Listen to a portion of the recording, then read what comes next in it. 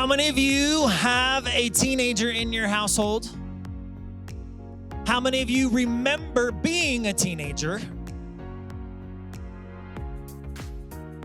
Whatever stage of life that you are in, whether you are a teenager or whether you once had a teenager or you remember being a teenager, I want to take you back to a very familiar moment in all of our lives. You go to the refrigerator and you do one of these.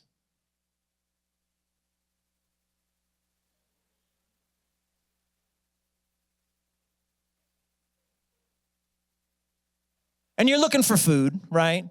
You're hungry because you're a teenager and your body has this wonderful capability of like burning calories like nobody's business. How many of you wish that you could go back to that stage of life?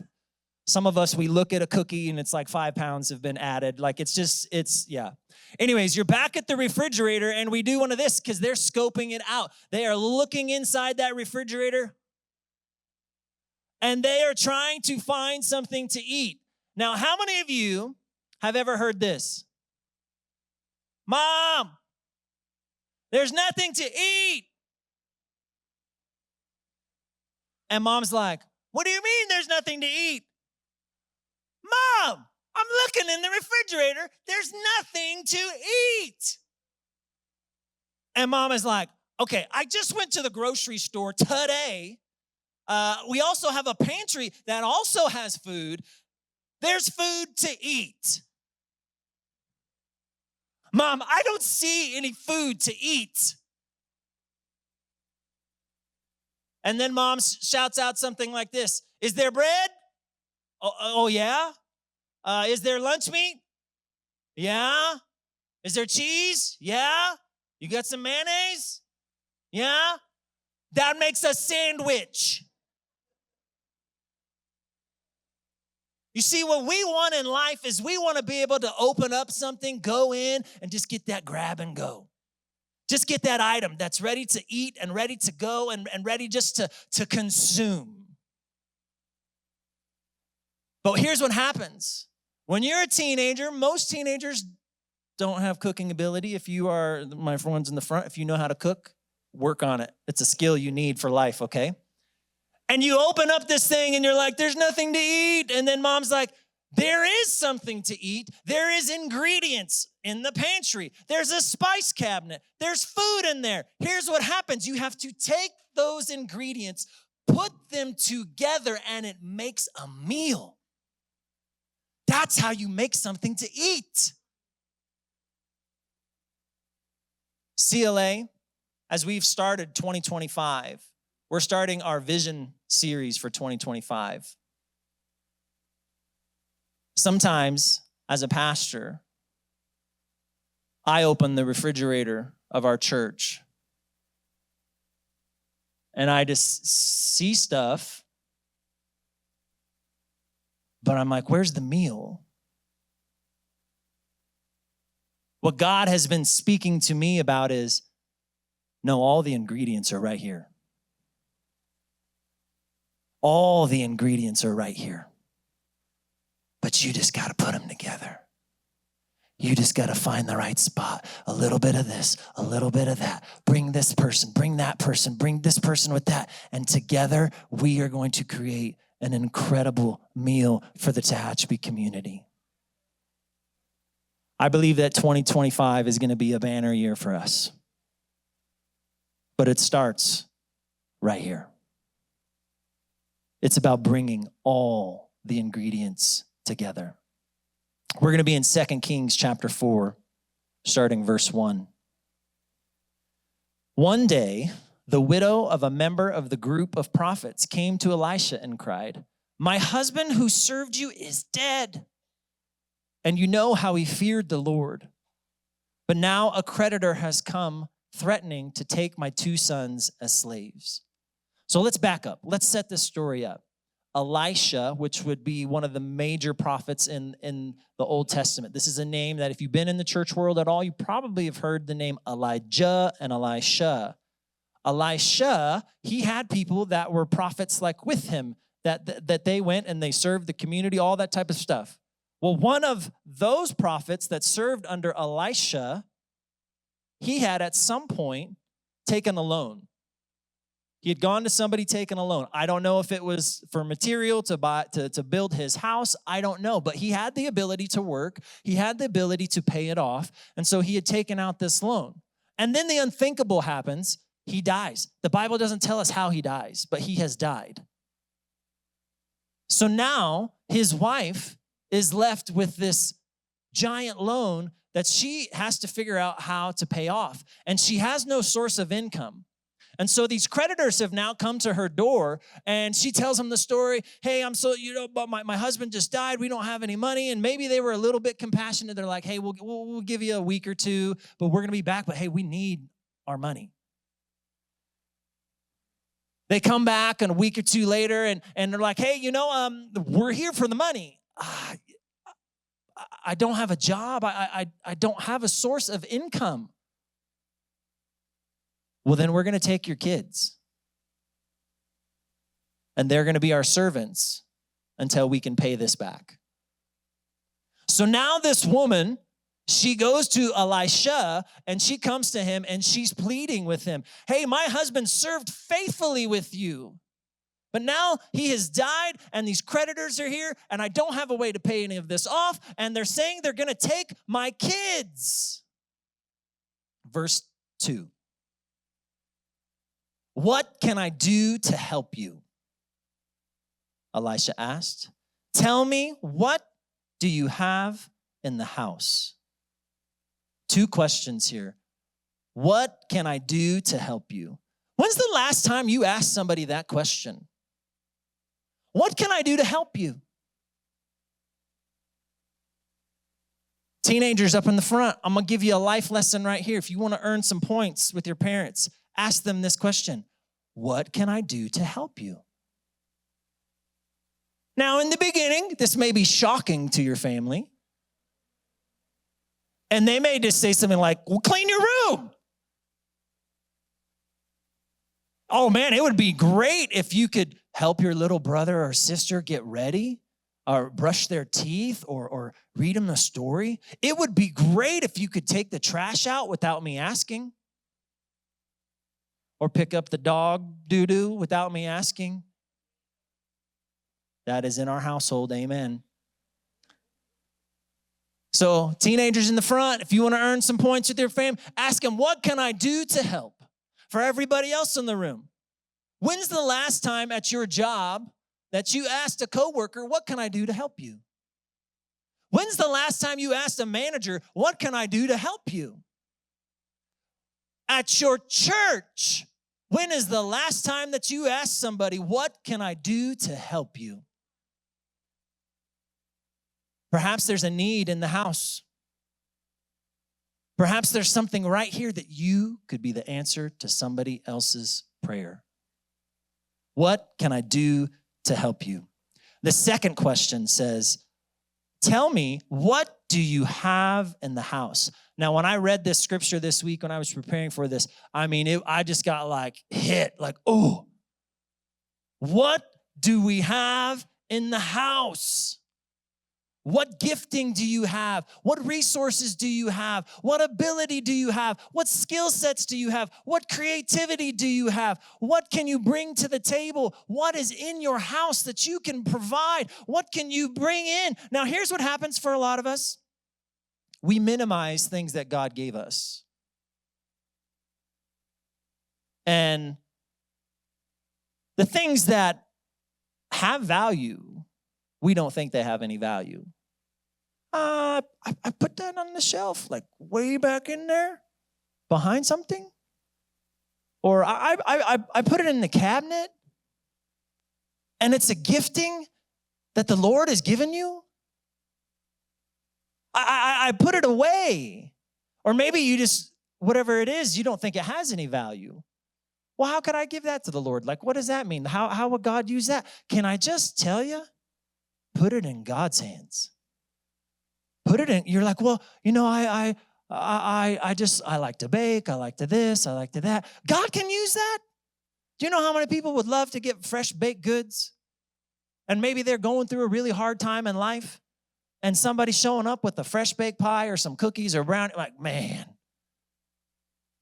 There are small things that you may think are insignificant giftings or things that you love to do that you're like, well, God can't use. No, yes, he can. Yes, he can. Here's what happens to a lot of us. We overlook God-given abilities. We overlook the things that maybe even are our hobbies and think, well, how will God use that? God will use it all. So here's what the widow responds. So here's the question. What do you have in the house? Nothing at all, except a flask of olive oil, she replied. You see, she didn't see this flask of olive oil as being something significant. She thought it was insignificant. She thought it did not have value. He asked, what do you have? I don't have anything. Well, maybe, oh yeah, I do got this small flask of olive oil. This is what we do in life. God has given you something, a gifting, a desire, a purpose in life, and somebody's asking for something, and like, well, it's nothing big, like it's something small, and it's like, have you put it back in God's hands? Have you used what he has given you? Don't minimize what God has given you, because he's given you good gifts. She says, nothing at all. Here's the other thing that we do. We want what other people's gifts are. Some of you may come into a church setting and you may see, somebody singing or doing something on stage. You're like, man, I wish I had that gift. That's not the gift God gave you. That's okay. But he did give you a gift. So use it. Don't worry about what you don't have and use what you do have. So here's what she said. She said, well, I have a flask of oil. Now, back in the day, oil was a commodity. People would trade it. It had significant value. People would trade it for different resources. It had monetary value. They'd trade it for food. They'd trade it for clothing, different things like that. But here's something else that is very important about oil. Oil in the Bible, if you look throughout the Old Testament, kings are anointed with oil. The oil represents the Spirit of God. So she has this oil. She has this flask. Now, how many of you know what a flask is? I'm glad you're in church, okay? I'm just kidding. Just kidding. You walked into it. I know. A flask is small, but it can be powerful. So what's in our house at CLA? When I open the refrigerator and I look at the room here today, you know what I see? I see nursery workers. Some of you, you're like, my kids are all grown up, but man, I really love them babies. Hey, we got an opportunity for you. Maybe you have grandkids of your own, and so that means you're a double expert. Your children survived, and now you have a second set of children, so you are a double expert. And so we would love to have you in there holding babies, loving on them. Maybe it's you have a heart for kids. Hey, we would love to get you plugged into CLA Kids. We would love to have you over there to love on them, to introduce them to Jesus, to create an atmosphere where it's fun and they can come and they love coming to church and they're building fellowship and they're learning about God's love. Perhaps you are somebody who maybe you had a rough life and you remember what it was to be a teenager, going through all the things that teenagers go through. But God got a hold of you at some point in your life and you have a burden for teenagers. Hey, we got a spot for you. We would love for you to come in. And I am calling this out in particular. We need men leaders in our youth group. Our teenage boys need to see what a godly man looks like.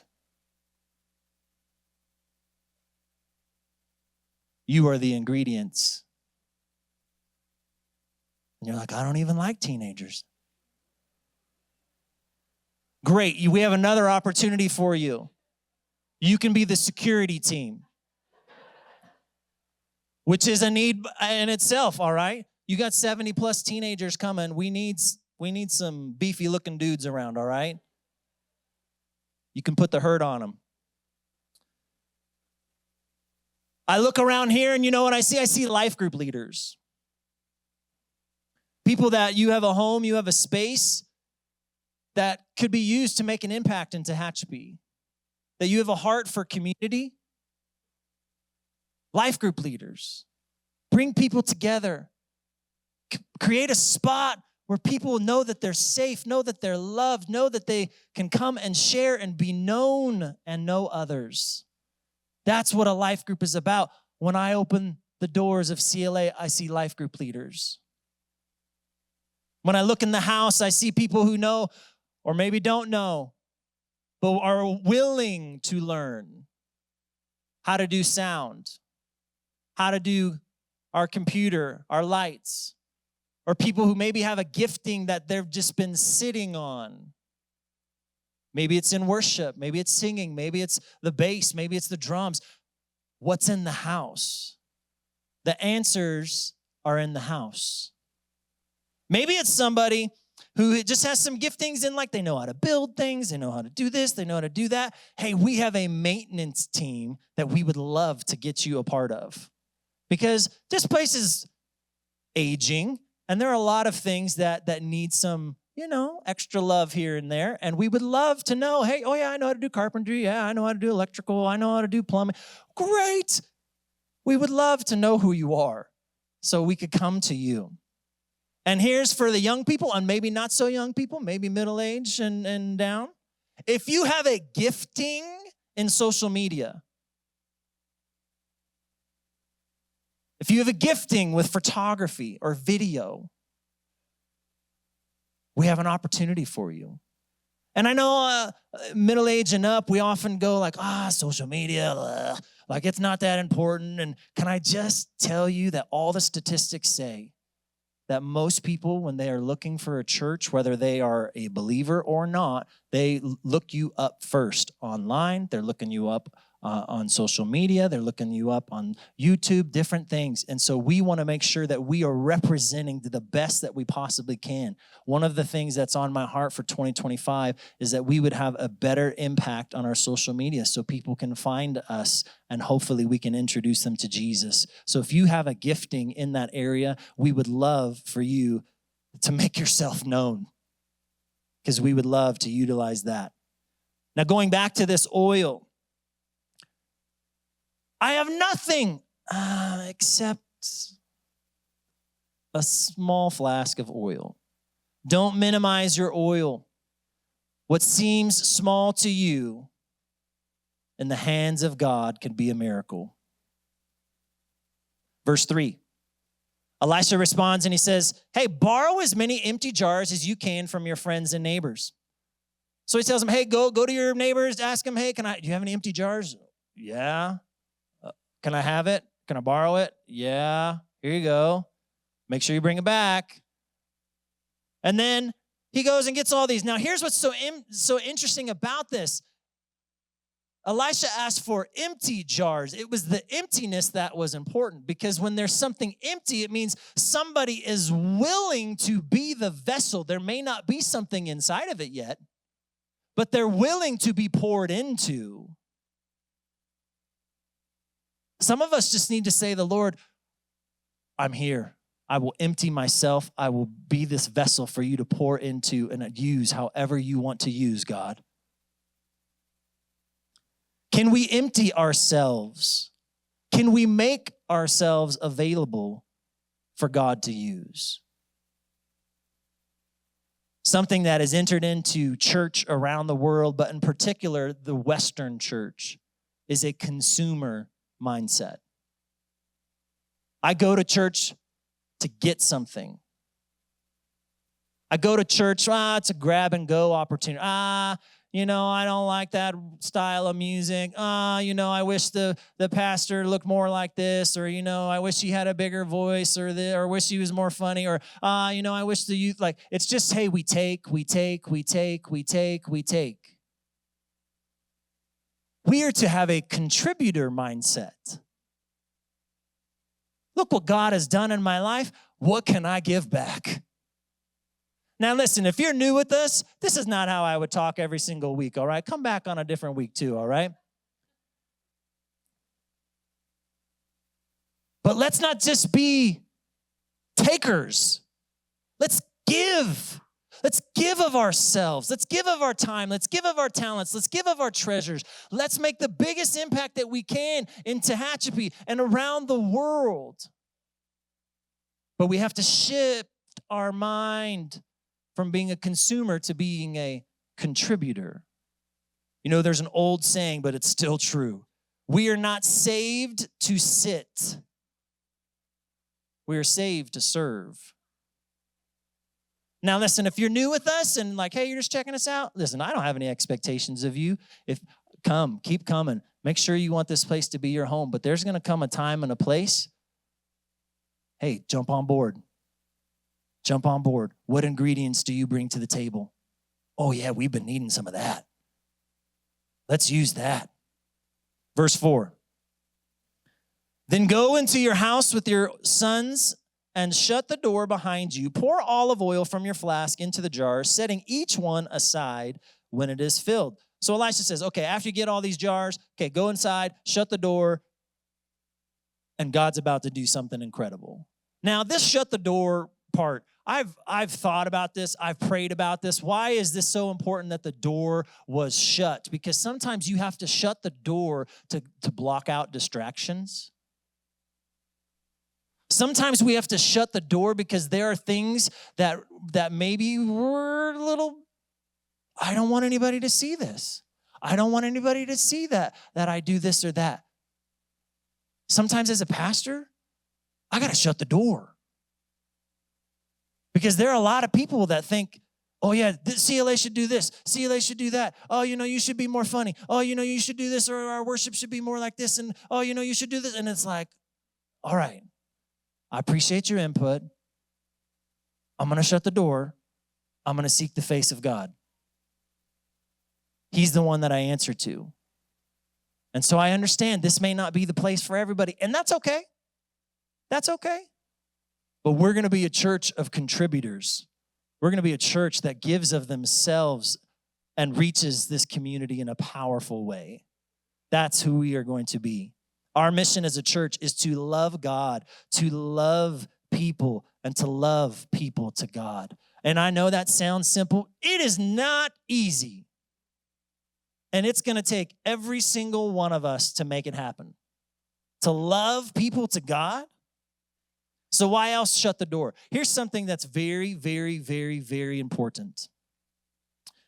What you may see as public blessing often stems from private obedience. So let me say this. So I'm a basketball guy.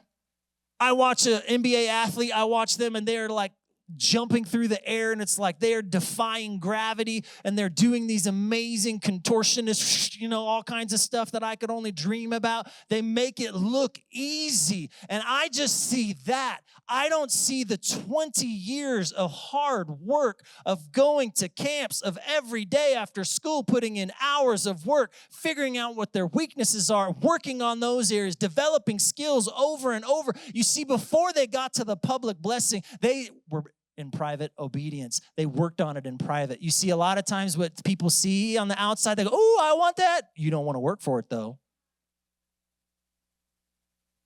What will you do in private? Will we be a church that will get on our face before the Lord and pray for a move of God in our community?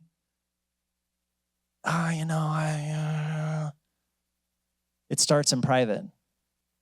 It starts with private obedience. Will you be faithful in private? Verse 5. So she did as she was told. Her sons kept bringing jars to her, and she filled one after another. They kept bringing them, and she kept filling them. This small flask, this thing that was not supposed to be enough. Remember, it's a flask. It's small, but somehow with the power of God upon it, it began to fill every area that was empty. Everything that was brought to it was completely full. Okay, that one's full. Okay, I got another one. Fill it up. And I just want you to understand the power and the impact that it must have been for this widow and for her two sons. They are watching a literal miracle of God that somehow out of this small thing, it just keeps flowing. It just keeps flowing. It just keeps flowing. It's never ending. It just keeps flowing. As long as there's an empty jar around, it keeps flowing. I want CLA with the power of God to keep flowing.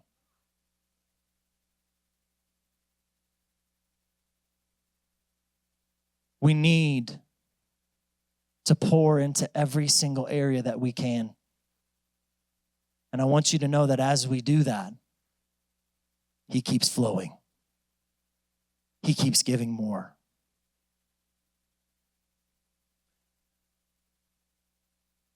Another important thing in this that we need to understand.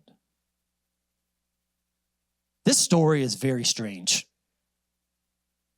This story is odd. I need you to think about this. This dude comes in and say, hey, you got this small flask? Great. Go get all the empty jars that you can, and you're just going to keep filling them up. What? So why did she obey and do this? Because she was desperate. She was desperate. Here's why. The future was on the line. The future was on the line. Her kids were on the line. Now, I know there's a lot of mama bears and papa bears up in here. And if your kid was on the line, you would do anything. So I need you to understand that she is approaching this with that mentality, that the future is on the line. The stakes are high. It's a make or break situation. So what was at stake? Her sons were at stake. The next generation was at stake. Can I tell you one of the reasons that why I emphasize Rooted Youth so much, that why I served over there for 2 years, is because the next generation is on the line. And I will pour as long as I can, because you're worth it. Because God loves you. Because God has a plan and a purpose for your life. Because I know he saved me, and I know he can save you too. I know he can give you a purpose. I know he's given you giftings and abilities. So here's what I want to ask to everybody in here. Are you desperate for your children? Are you desperate for your grandchildren? Do you go to the Lord and pray over them on a daily basis? Would you begin to pray for our community? Would you begin to pray for the young people of Tehachapi? And to ask that God would reveal himself to them. Would you be part of the solution?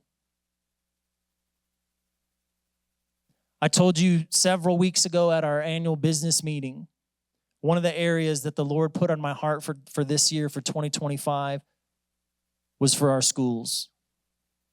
Would you consider being a part of the PTO, the PTA? Would you consider volunteering in your teacher's classroom? Would you consider writing thank you cards to the staff or bringing goodies to the staff? Would you consider volunteering? There are so many different ways. Would you consider being a coach? Can I tell you, not because I needed to or had it in any more time in my life to give, but I am the junior high basketball coach at Jacobson Middle School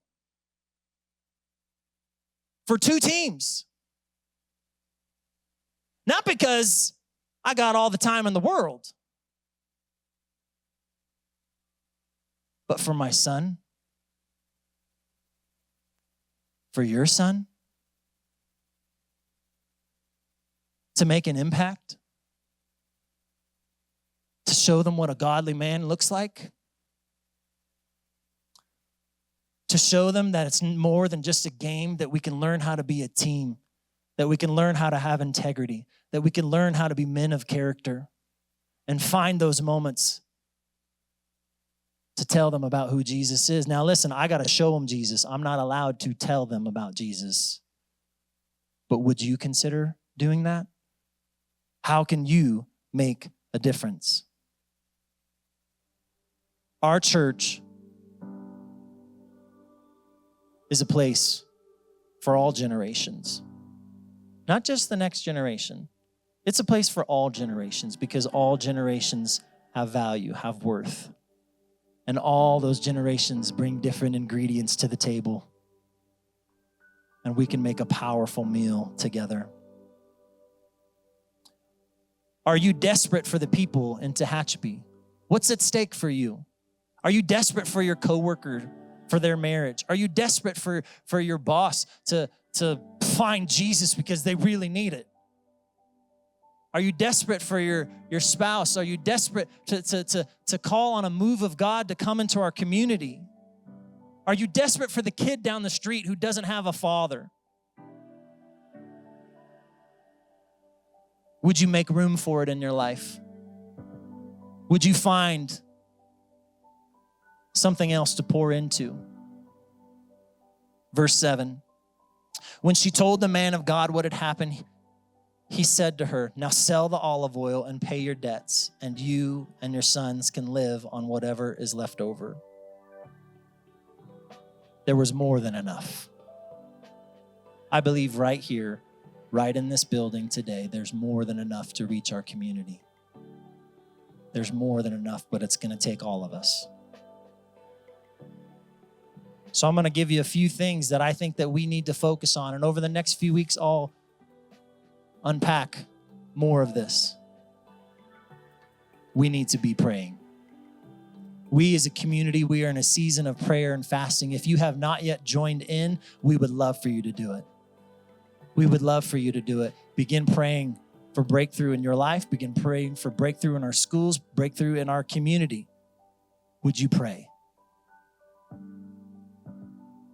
One of the areas that I believe that God wants to do something extra special this year is in missions and our compassion efforts to not only our local areas that we would support, but into our global areas that we would support. I don't have any information other than this. We will be doing a missions trip in 2025. If you do not have a passport, you need to get one.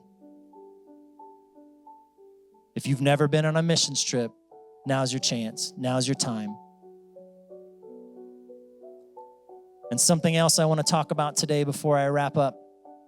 I want you to look around this room for a second. Just look at the people next to you. Like, oh yeah, you look pretty good.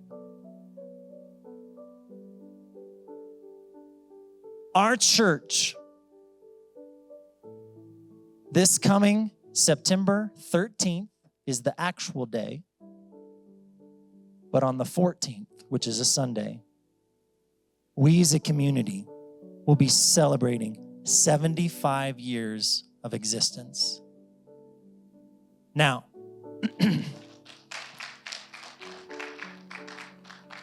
here's what I want you to know. God's not done with CLA. There's still so much more to do. Now, I am so thankful and grateful for those who have gone ahead, who've provided leadership, who took steps of faith to build these buildings, to buy this land, to do what they did. They took huge steps of faith. We need to honor their steps of faith. And I'm asking you to take steps of faith as well. What you've been sitting on throughout service today, while it has served its purpose for 41 years in this building, it's time for an upgrade.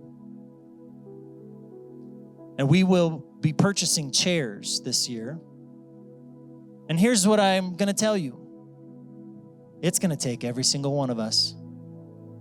Each chair will cost $67.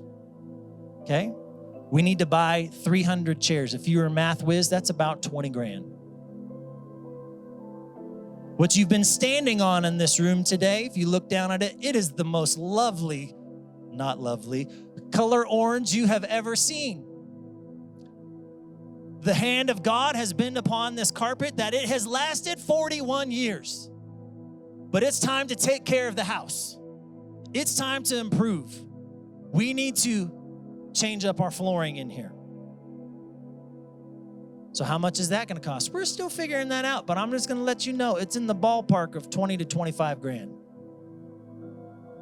If you've been into the next building, which is called the Commons, which is where Rooted Youth meets, if you've looked at that carpet, I kid you not, there are 10-foot tears in the carpet in there that have duct tape on it. It's time for an upgrade. It's time to take care of this house. It's going to take all of us. If God puts it on your heart that you would pour into this, when you give, when you go to click on giving, there's an option that says church revitalization. All the money that comes into there is what we are going to put into these funds so that we can continue to take care of this house so that it lasts long beyond you and I. So would you consider pouring into that? God is not done with us. He has so much more for us as a community. But all the answers, all the ingredients, they're right here. So would you allow God to pour? Would you say, God, hey, I. Would you begin to pour? And listen, I'm not just talking about your finances. I'm talking about, would you give of your time? Would you give of your talents? And here, when I'm talking about, hey, we want to do church revitalization, I need you to hear this from my heart. This is not saying, hey, I want you to divert your tithe to church revitalization. No, don't do that. This is going above and beyond, and this is an offering to the Lord. Say, God, this is what I want it to go to. Because here's the deal. I believe that every single spot in this room is going to be filled. I know it. I know it in my heart. When we go to chairs, it's going to allow us to fit more in this room. When we go to this, it's going to create a space that's warm, that's inviting, that, hey, we thought of people when they come in. It's intentional. We're going to create a place here that when people step in, they're like, yeah, that feels like home. So I'm going to ask that you would pray. I'm going to ask that you would believe. I'm going to ask that you would say, God, what would you have me do? Whether that's volunteering, whether that's giving, because God's not done with us. 2025 is going to be an incredible year for CLA.